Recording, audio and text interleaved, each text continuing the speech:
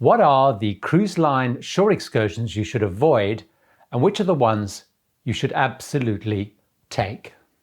I'm Gary Bembridge. This is another of my cruise tips for travelers. I want to share with you some ideas around shore excursions, the ones that I always recommend people take and the ones that I recommend you should avoid, and why, and what the options are. Here are the 6 cruise line excursions that I would recommend you actively consider not doing. Certainly the ones that I don't do. First of all, panoramic bus tours. Basically sitting on a bus, driving around, and it depends which side of the bus you're on, whether you're going to get the pictures. What I prefer to do instead is use the hop-on, hop-off bus. Hop-on, hop-off buses will take you to all of the key sites in a port, and you can choose when you want to get off, when you want to stay, when you want to get back on, and often they will start and end in the cruise port, so you can easily manage your time. So I don't do panoramic bus tours.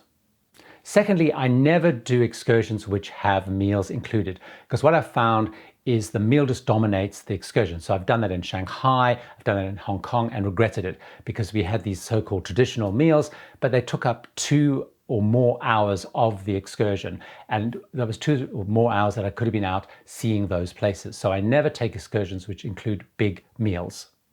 I also never do excursions that include beach breaks or entrances to resorts.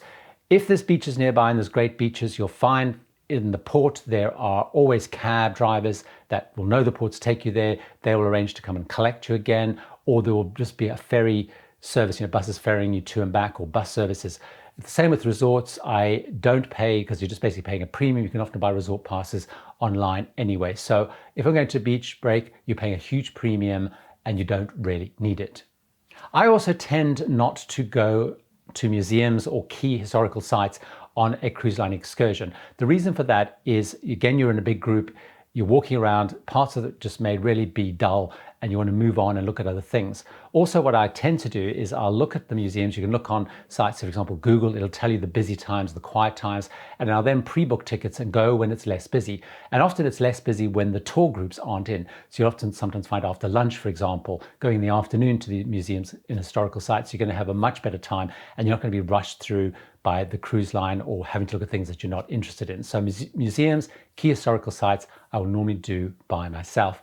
The other type of excursion that I would never take with a cruise line are ones that involve shopping, because bear in mind that they're likely to be getting kickbacks. They're going to take you to certain places. If you do want to go shopping and exploring, simply ask on board, ask the shore excursion desk, ask the crew, and get some tips and advice on the best place to go shopping. Don't go with the cruise line, because they're going to steer you in certain ways. The 6th excursion that I wouldn't normally do through a cruise line is cycling tours, Segway tours.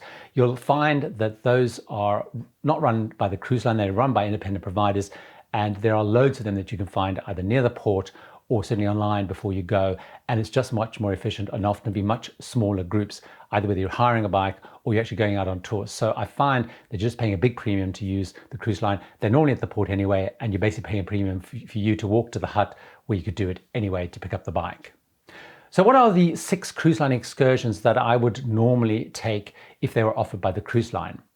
First of all, if the ship is a long way from the place of interest, so like the Osakas I mentioned, the Romes, places in Guatemala that I've been to, I would take the cruise line, and if they don't have the simple one to take you there, I would go on an excursion with them, just because the hassle and the stress of going really far distances and probably the cost, it often ends up being much more efficient. So that's one excursion I would take for sure if the ship is far away from the places of interest.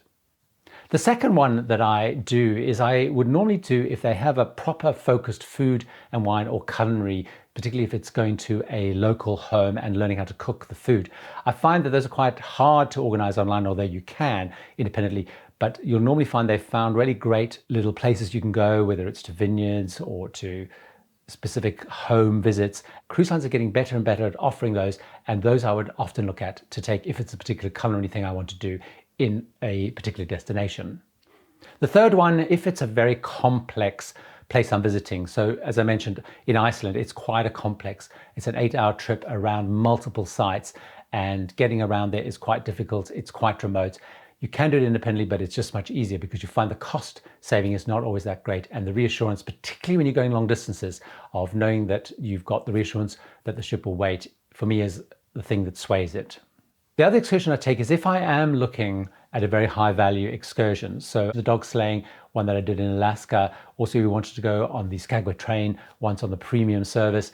These are quite expensive excursions, and they are often, the cruise lines can get you a really good deal because there's often not a lot of capacity. So actually, I just much prefer, if I'm going to spend a lot of money on an excursion, to actually have the reassurance of the cruise line and some of the vetting that they will have done before I spend that amount of money. Of course, you can do it independently, you probably would save, but once you're paying a lot for an excursion, the savings you make are great, but actually if you're spending a lot of money, the actual reassurance that the cruise line can give you, and sometimes the pampering that's linked to it, for me, is the thing that sways it. The fifth type of excursion that I would do through a cruise line is when they're offering special access or unique access. I'll give you two examples. Once I was on a Silver Sea cruise in St. Petersburg, and they had the opportunity to get into the Hermitage Museum an hour and a half, maybe 2 hours before it opened. And that was magical because before the thousands and thousands and thousands of people arrived, we got to tour the museum, and that was really special. So that's the sort of excursion I'd book. I was on a Windstar cruise last year, I think it was, and we had the opportunity to go on an evening opening of St. Mark's Basilica in Venice. Now, if you've ever been to Venice, it's crazy busy. There's huge lines. It was just a group of us from the ship, I think it was maybe 30, 40 people that got in the evening into the Basilica, and it was just us in there. So those sort of things for me are kind of priceless because you can only do those through the cruise line. So I would always do those through the cruise line. The other one I would do is if there are very special events or activities that the cruise line does. So for example, some cruise lines have very special tours with partnerships on UNESCO sites where you get some behind the scenes stuff that you don't get elsewhere. So there's something unique like that. Or they maybe have evening concerts. So different places I've been on. I was on a Seabourn cruise once around the Greek islands, and they had some evening concerts in some beautiful ruins, which again was exclusive and different. So those are the things that I would do if you can't do them anywhere else. There's a lot of good reasons why you should do an excursion with a cruise line, but don't fall into the easy trap just because it's easy and you're worried about the ship waiting for you. Ask yourself those questions about, is this cruise line excursion the right thing for me? Are there other things that are more important?